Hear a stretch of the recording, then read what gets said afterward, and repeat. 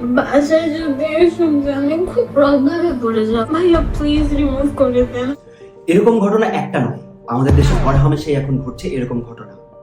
একটা বা দুইটা আমাদের চোখের সামনে আসছে বলে আমরা জানতে পারছি। এখানে কি হচ্ছে, একটা মেয়েকে কোনো ছেলে বা একটা চক্র প্রেমের ফাঁদে ফাঁসাচ্ছে, আর তারপর বিভিন্নভাবে তাকে ইনফ্লুয়েন্স করে তার কাছ থেকে বিভিন্ন অন্তরঙ্গের মুহূর্তের ছবি, ভিডিও এইগুলো কালেক্ট করছে। আর করার পর যেটা হয় আলটিমেটলি, হয় তাকে ব্ল্যাকমেইল করছে অথবা এইগুলো সেল করছে। এই সকল ঘটনা আমাদের সমাজে কি কিভাবে বাজে প্রভাব ফেলছে এবং অ্যাজ এ ফ্রিল্যান্সার আমাদের ক্ষেত্রেও এই ঘটনাগুলো বাজে প্রভাব ফেলছে কিভাবে, সেইগুলো নিয়ে কথা বলবো আজকের ভিডিওতে। তো চলেন শুরু করা যাক।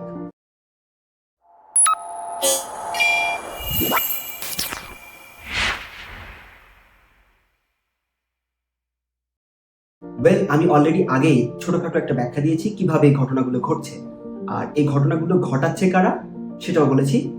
কিছু চক্র।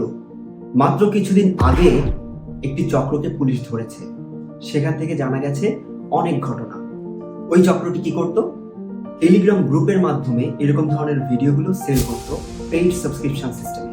অর্থাৎ ওই গ্রুপে মেম্বার হইতে গেলে টাকা দিতে হতো, তারপর সেখানকার মেম্বার হইতে পারতো এবং এখানকার ভিডিওগুলো দেখতে পারতো, ভিডিও বা ছবি যেটাই হোক দেখতে পারতো। আর এর ফলে যেই মেয়ের এই ঘটনাগুলো ঘটতো বা যেই মেয়ের এই সর্বনাশটা হতো আলটিমেটলি, সেই মেয়ের ক্ষেত্রে তার জীবনে সবচেয়ে বাজে প্রভাবটা আসতো।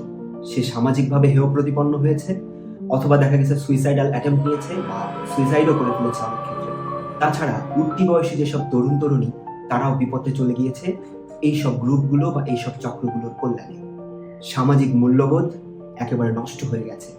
দিনে দিনে যদি এইভাবেই চলতে থাকে তাহলে হয়তো আরো খারাপ দিন দেখতে হবে আমাদেরকে। এই সকল ঘটনা সমাজের উপর প্রচন্ড পরিমাণে কুপ্রভাব ফেলছে। শুধু সমাজের উপরেই কি ফেলছে, আমিও তো সমাজের বাইরে না। অ্যাজ এ ফ্রিল্যান্সার এই ঘটনা আমার জীবনে প্রভাব ফেলছে। কিভাবে?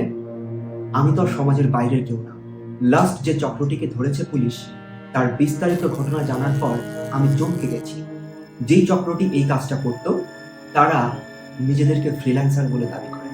সাধারণ মানুষজন হয়তো সেটাই জানতো, দেখতো সারাক্ষণ কম্পিউটারে বসে কাজ করছে, বিভিন্ন ধরনের কাজকর্ম কম্পিউটারেই করে ফেলছে, তারপর তার প্রচুর টাকা আসছে। তার মানে কি, সে ফ্রিল্যান্সার, সে ফ্রিল্যান্সিং করে এই টাকাগুলো ইনকাম করছে।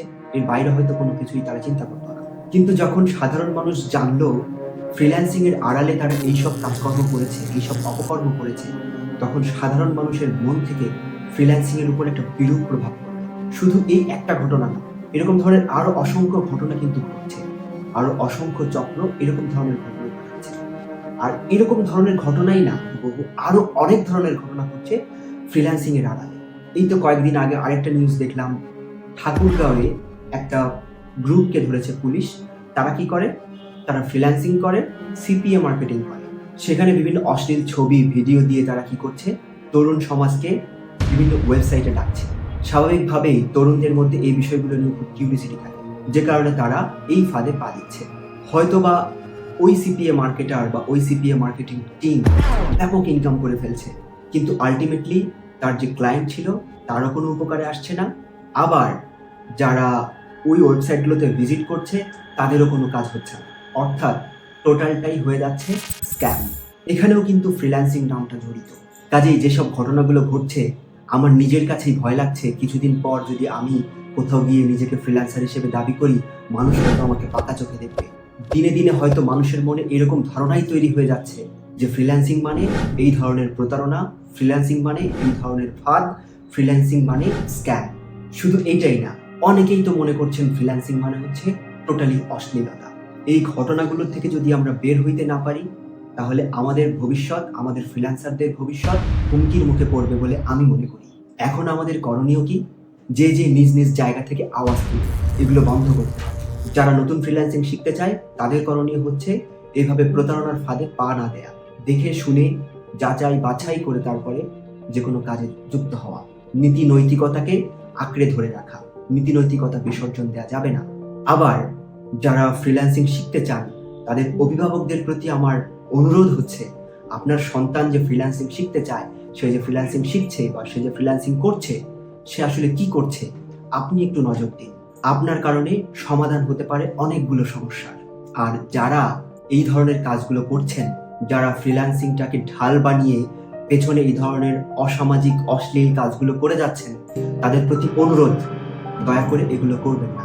একটাই তো জীবন আমাদের, কেন শুধু শুধু সেই জীবনটাকে সুন্দরভাবে না সাজিয়ে বিপথে কুপথে নিয়ে নষ্ট করব? কেন শুধু শুধু আমরা আমাদের সমাজে, আমাদের সংস্কৃতিতে, আমাদের দেশে বিভিন্ন ধরনের সমস্যা তৈরি করব?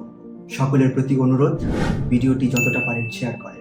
সবাইকে দেখতে হবে, জানতে হবে, বুঝতে হবে।